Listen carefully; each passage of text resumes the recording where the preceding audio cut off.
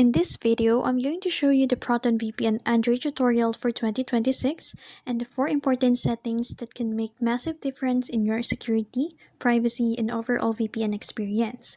So first, download the official Proton VPN app from the Google Play Store and sign in using your Proton account.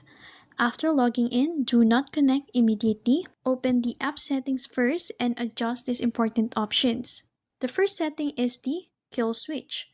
Enable this feature to prevent your device from accessing your internet if your VPN connection suddenly disconnects. This helps stop your real IP address from being exposed during unexpected connection drops. The second setting is the Net Shield. This feature helps block known malware, trackers, and unwanted advertisements while you are connected to Proton VPN.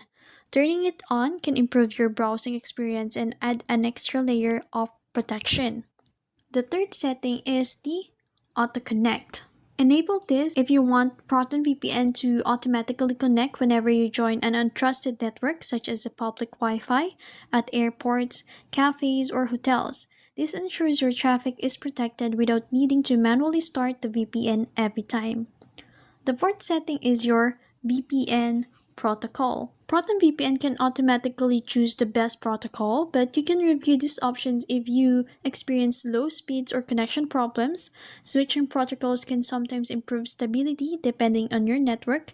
And after configuring these settings, connect to a VPN server and test your connection. So make sure your IP address has changed and that Proton VPN shows your connection as protected. These 4 settings can help you get better privacy, stronger security, and a smoother Proton VPN experience on your Android device. And that's how you set up Proton VPN on Android. If you found this video helpful, don't forget to like, share, and subscribe to the YouTube channel.